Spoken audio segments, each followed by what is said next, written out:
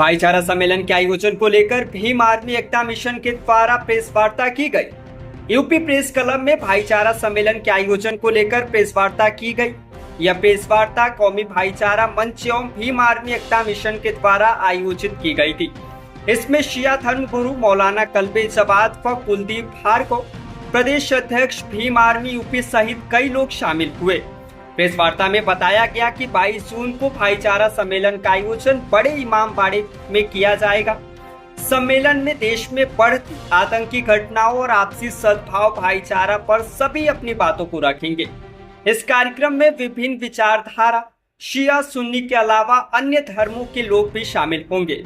आज के प्रेस वार्ता में शिया धर्म गुरु मौलाना कल्बे जवाद ने कहा कि जो भेदभाव आपस में हो रहा है या नहीं होना चाहिए, मोहब्बत का पैगाम लोगों तक पहुंचाना है और संविधान पर अमल होना चाहिए, लेकिन संविधान को हुकूमत के जरिए पैरों तले रौंदा जाता है। आज भी दलितों को मंदिरों में जाने नहीं दिया जाता है। आज तक राम मंदिर में राष्ट्रपति को नहीं बुलाया गया और बुलाना भूल गए, जानबूझकर नहीं बुलाया गया। देश की राष्ट्रपति के साथ भेदभाव हो रहा है तो दलितों के साथ क्या होगा।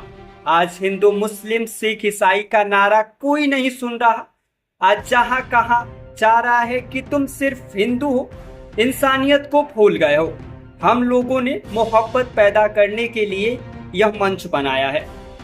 भीम आर्मी भारत एकता मिशन और कौमी भाईचारा मंच के तत्वाधान में, संयुक्त तत्वाधान में एक जनसभा का आयोजन किया जा रहा है। इस जनसभा का मुख्य उद्देश्य जो है वो ये है कि जैसा कि भारत की हमेशा नीति रही है कि अनेकता में एकता, ये भारत में तमाम जातियों और धर्मों में बटे हुए लोगों को एक मंच पर लाने का मंच है। इस मंच के माध्यम से हम संदेश देना चाहते हैं कि जब भारत पे कहीं विदेशी आक्रमणकारियों की आंख तिरछी होगी तो ये देश हमेशा साथ खड़ा है। इस देश में रहने वाली तमाम जातियां और धर्मों के लोग एक साथ खड़े, तथा ये मंच उनका है जो शोषित वंचित हैं, जो गरीब हैं, मजदूर हैं, किसान हैं। ये आवाज बनकर उभरेगा। अभी कई साथियों ने सवाल पूछे कि इसका उद्देश्य क्या रहेगा। मुख्य उद्देश्य यही है कि जब जब कहीं ज्यादा अत्याचार बढ़ता है तो उसकी आवाज एकत्रित होकर उठाने की आवश्यकता होती है। भारत हमेशा सोने की चिड़िया कहा गया, लेकिन कहीं ना कहीं मेरा मानना है कि उस सोने की चिड़िया के पंख जो पिछड़े दलित मुस्लिम आदिवासी थे उनको धीरे धीरे उखाड़ फेंका गया। ये मंच उस चिड़िया में फिर से पंख लगाने का मंच है। हम पूरी तरीके से कोशिश करेंगे कि इस मंच की आवाज इस पूरे उत्तर प्रदेश में और देश में जाएगी, जिससे कि हमारी एकता और मजबूत होगी। और मैं फिर पुनः करा देता हूँ, ये मंच जैसा कि जनाब ने कहा कि ये मंच राजनीतिक नहीं है। किसी साथी ने सवाल भी पूछा कि भीम आर्मी यहाँ पर मौजूद है, तो मैं आपको बताना चाहता हूँ कि ये भीम आर्मी सामाजिक संगठन है और इस मंच पर भीम आर्मी के राष्ट्रीय अध्यक्ष माननीय विनय रतन सिंह जी भी मौजूद रहेंगे। हमारी शुरू से ही भीम आर्मी का उद्देश्य रहा है कि हम शोषित वंचित समाज के न्याय के लिए हमेशा लड़े। जाहिर सी बात है, हमारा वोटर ID बना है, हमको वोट डालना रहता है, तो कहीं ना कहीं हम डालेंगे तो किसी दूसरे घर में डालें, इसलिए इस संगठन से समर्पित एक पार्टी। लेकिन इस मंच का अभी क्या उद्देश्य है वो मैंने आपको क्लियर कर दिया। इस मंच का सिर्फ उद्देश्य ये है कि अलग अलग पिछड़े हुए लोगों को सबको इकट्ठा करें और इस मंच से एक संदेश जाएगा कि हम सब एक साथ हैं। वहाँ नारे नहीं, अच्छी नियत रखी जाएगी, जो नियत ऐसी हो जो लोग ये समझें बाजी में।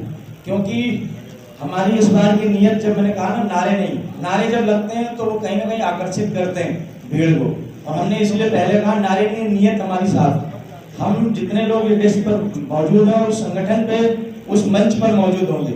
हमारी पहले ही वार्तालाप हो चुकी है कि ये सिर्फ पहला और आखिरी कार्यक्रम नहीं होगा। हम पूरे प्रदेश में, उत्तर प्रदेश में ऐसे तमाम कार्यक्रम और बड़े शहरों में करेंगे।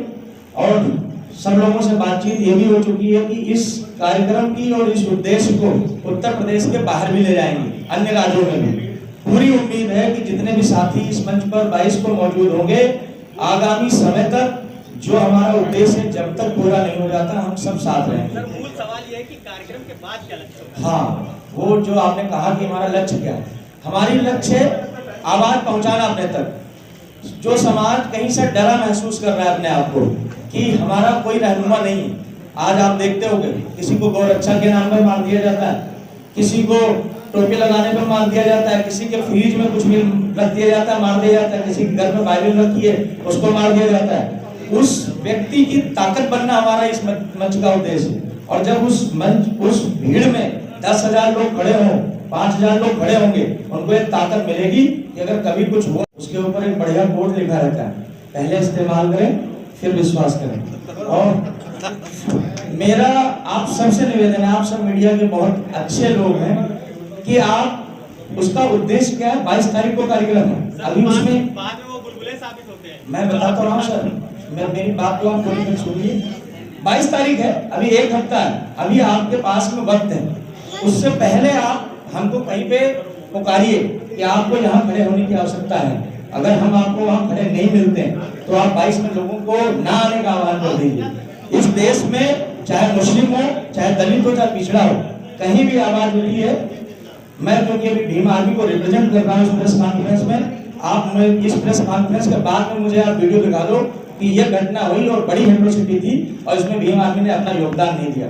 कोई भी आगे घटना को आगे देखो, हम वहां पर मौजूद रहे और हमने आवाज उठाने का काम किया और हमारे साथ बड़ी शख्सियत मौजूद है जो देश का प्रतिनिधित्व करती है। तो हमें पूरी उम्मीद है कि ये पहले आप विश्वास कर लेंगे तो ज्यादा अच्छा हो। हमारी तो इससे ज्यादा सख्त हमला होगा तो पल्ला कहते झाड़ा, तो पूरी जिम्मेदारी अपने को ले लिए, इससे ज्यादा सख्त हमला होगा, इससे ज्यादा प्रमाण किया जाएगा। तो ये बिल्कुल हमको याद आ रहा है, शायद आप लोगों को याद हो कि जिस वक्त हिंदुस्तान और चीन में बात हो रही थी और नेहरू जी गए हुए थे चीन बातचीत करने अम्ल की, उस वक्त हिंदुस्तान को तस्वुर भी नहीं था कि चीन हमला कर रहे। उस वक्त अम्ल की बातचीत चीन से हो रही थी, उस वक्त चीन ने अचानक हमला कर दिया, जिसकी वजह से बहुत बड़ा हिंदुस्तान का नुकसान हो गया था, क्योंकि अमेरिकी बातचीत हो रही थी। तो यही धोखा अमेरिका ईरान को दिया कि अमेरिकी बातचीत के दौरान हमला किया गया, जबकि वो अधिक समझ रहा था कि हमला नहीं होगा, बातचीत होगी। जब बातचीत नाकाम होती है तब कोई फायदा होता है, बातचीत के दौरान हमला किया मतलब है कि बातचीत धोखा है। फिर ईरान को धोखे में रखने के लिए बातचीत शुरू की गई थी और मकसद उनका ईरान के ऊपर हमला करना था, इसलिए वहाँ ज़्यादा नुकसान इसलिए हुआ कि वो अमेरिकी बातचीत कर रहे थे, उनको सोचा भी नहीं। उनकी बात का कोई भरोसा नहीं है, वो बहुत बड़ा दलबंधु पहले कह चुके, बहुत बड़ा दलबंधु है, कभी लुढ़क के इधर कभी लुढ़क के उधर। वो ऐसा बैगन है जो थाली ढूंढा करता है, लिहाजा उसकी बात का कोई भरोसा नहीं करते। तो कभी किसी को चला जाता है, कभी किसी तरफ चला जाता है, लिहाजा वो बिल्कुल गैर मोतबर इंसान है, उसकी बात का कोई भरोसा नहीं है, उसकी बात पर कोई ध्यान उसको नहीं देना चाहिए, उस तरह की हरकतें क्या करता है। कैसे उसको तोड़ सकते, सवाल ये है कि हमने पहले ही बताया था कि सैकड़ों आपने तकरीबन सैकड़ों मंदिर जो है 20-25 साल में बन गए हैं नाजायज़ तरीके से, लिहाजा उनके मेरे से ध्यान दें पर